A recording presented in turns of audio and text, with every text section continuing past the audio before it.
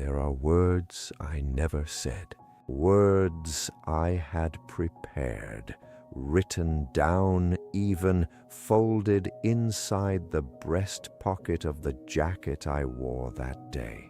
And when the moment came, when everyone was standing there in that quiet and the ground was cold and my wife was holding my arm so tightly I could feel her trembling through my sleeve, I reached into that pocket and I said nothing. I just stood there. My name is Edward.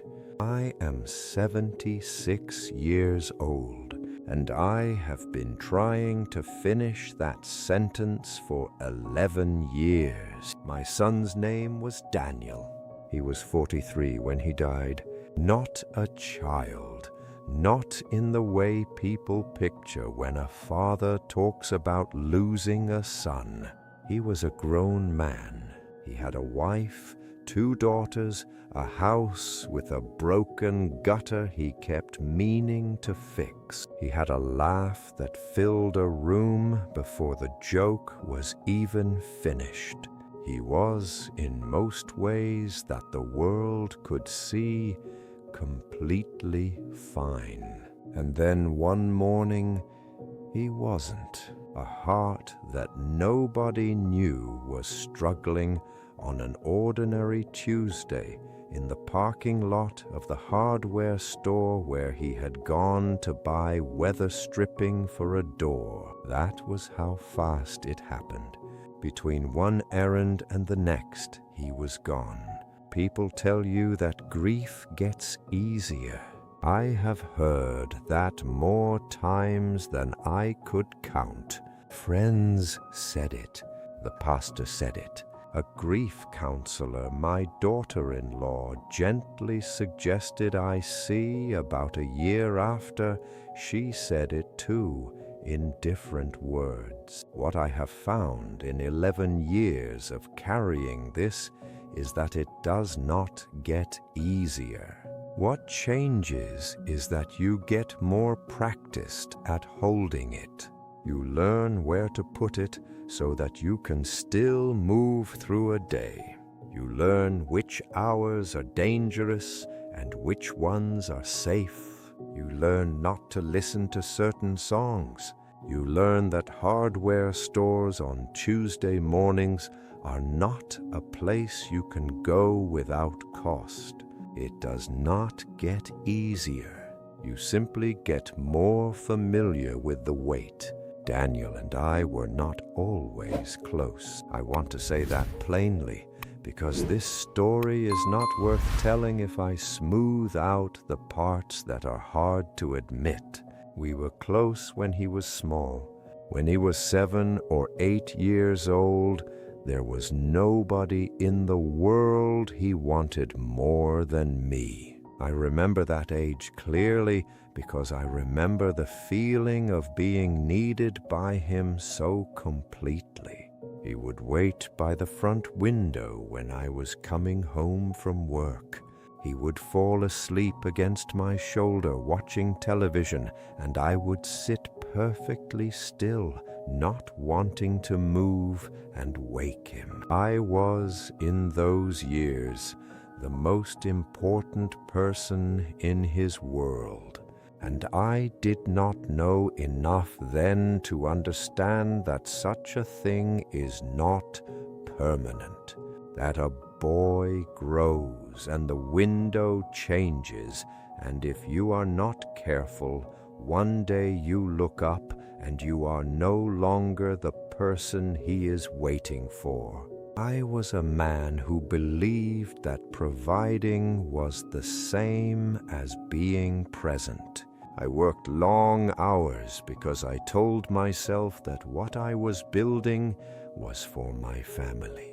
I believed that the sacrifice of my time was itself an act of love, that they could see that Daniel could see that. What I did not understand, and I am not sure when I finally did understand it, whether it was before he died or only after, was that a boy does not need a provider when what he is looking for is a father. He needed me to sit down.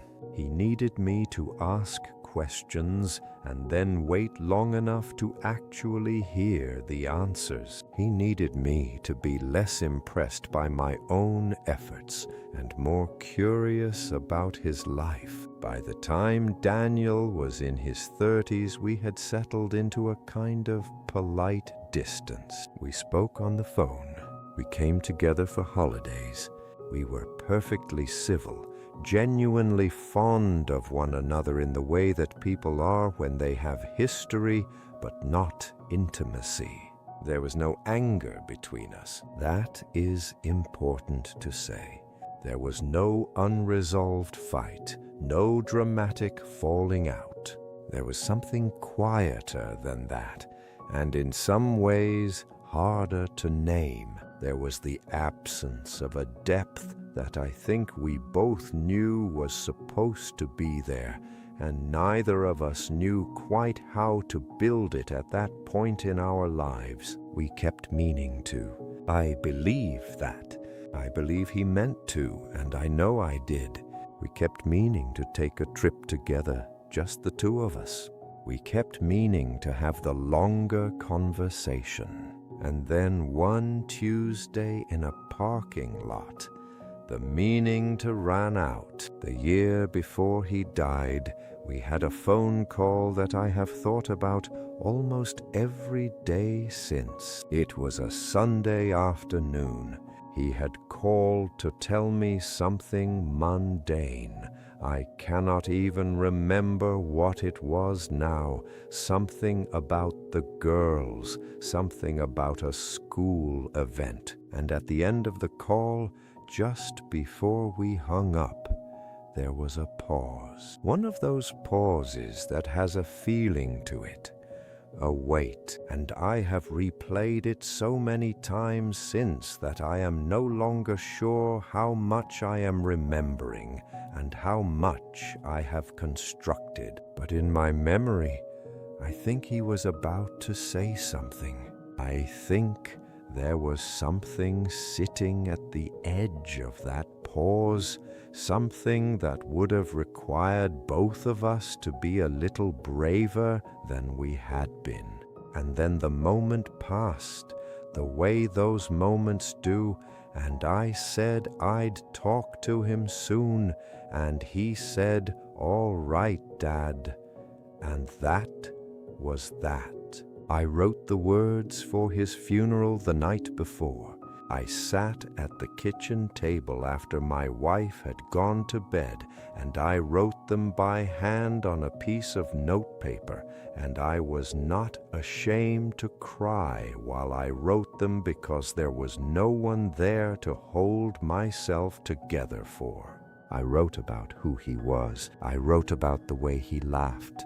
I wrote about the hardware store and the weather stripping and the fact that even in the completely ordinary errand of that last morning, he was still trying to fix something, still taking care of the house, still being the man he had worked so hard to become, mostly without my guidance and entirely with my love, even when I did not know how to show it in ways he could feel.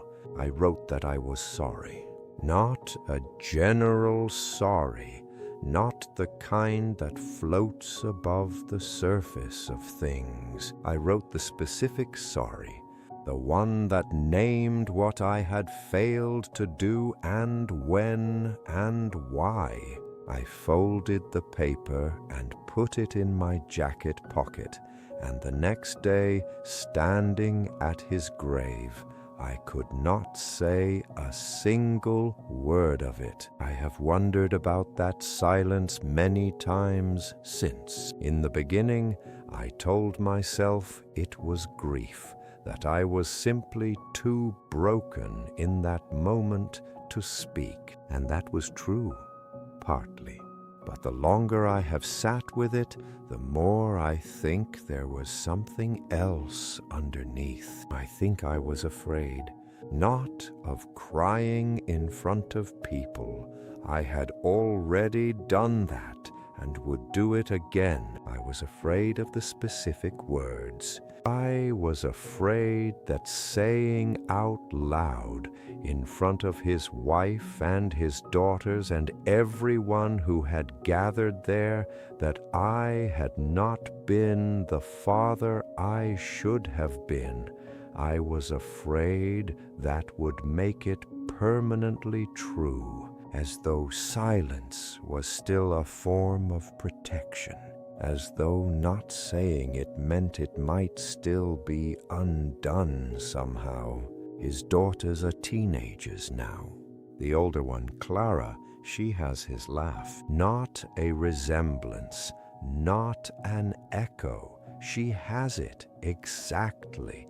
The laugh that fills a room before the joke is finished, and the first time I heard it clearly after he was gone, I had to leave the room because I was not prepared. She is a remarkable girl. They both are.